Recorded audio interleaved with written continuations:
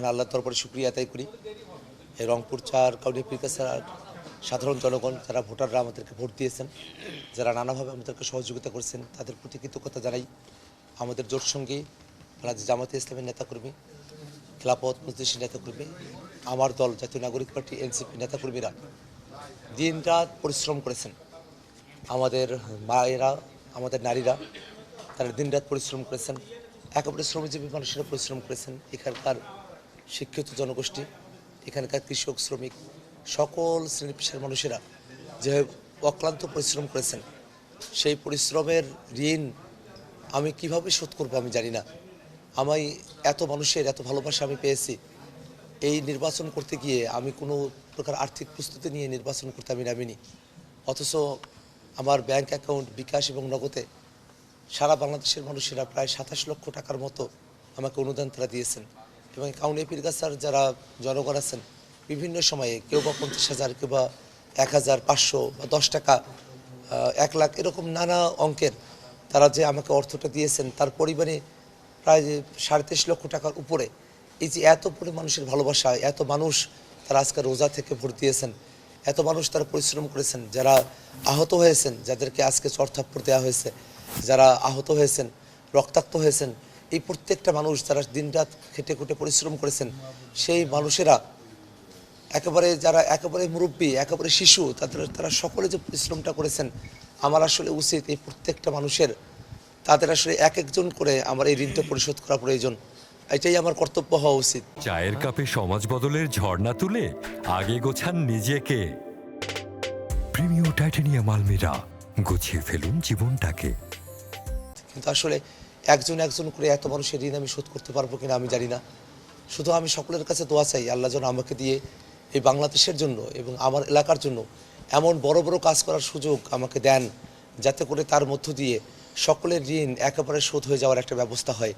আমি জানি না যে এত বড় দায়িত্ব, যে গুরুদায়িত্ব আমার কাঁধে আমার জনগণ, এই রংপুর ৪ কাউনিয়া পীরগাছা আসনের মানুষেরা দিয়েছেন, সে দায়িত্ব আমি কতটুকু যথাযথ পালন করতে পারবো আমি জানি না। আমি সকলের কাছে দোয়া চাই যেন আমি আমার দায়িত্বটা সঠিকভাবে আমি পরিপালন করতে পারি।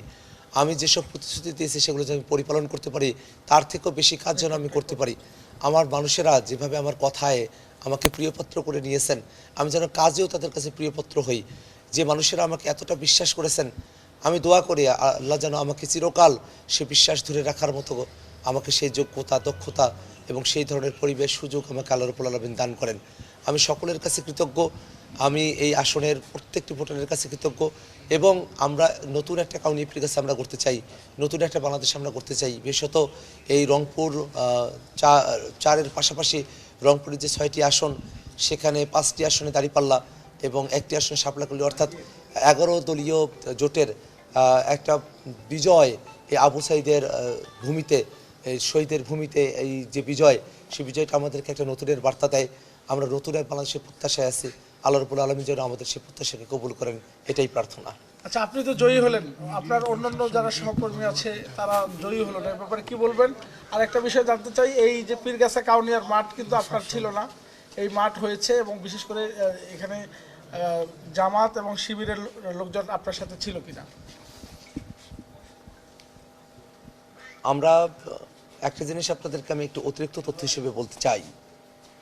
এবার রংপুরের ৬টি আসনে ১১ দলীয় জোট, ১টি আসনে শাপলাকলি এবং ৫টি আসনে দাঁড়িপাল্লার বিজয়ের মধ্য দিয়ে এবারের যে নির্বাচন, জাতীয় নির্বাচন, এই নির্বাচনের মধ্য দিয়ে যেমন একেবারে আওয়ামী লীগ একেবারে নাই হয়ে গেছে, জাতীয় পার্টিও কিন্তু এবারের নির্বাচনের মধ্য দিয়ে প্রত্যাখ্যাত হয়েছে।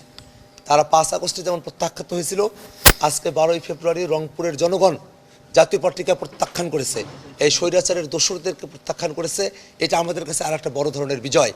এবং এই বিজয় অর্জনের ক্ষেত্রে যারা নিরপেক্ষ ভোটের ক্ষেত্রে যারা কাজ করেছেন, এই রংপুর ৪ আসনের আপামর জনতা, যারা প্রশাসনের কর্তারা আছেন, যারা মিডিয়া কর্মীরা আছেন, আপনাদের সকলকে আমরা ধন্যবাদ জানাই। এবং আমরা মনে করি যে সারা দেশব্যাপী যে নির্বাচন চলছে, সেই নির্বাচনে বিভিন্ন জায়গায় কারচুপি হয়েছে, বিভিন্ন জায়গায় মারামারি হয়েছে, মানুষের রক্ত ঝরেছে।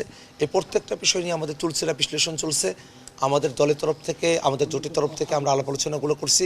খুব অল্প সময়ের মধ্যেই আমরা আমাদের দলের তরফ থেকে আনুষ্ঠানিক যে বিবৃতি, জোটের তরফ থেকেও আমরা সেই আনুষ্ঠানিক বিবৃতিগুলো আপনাদের কাছে আমরা উপস্থাপন করব।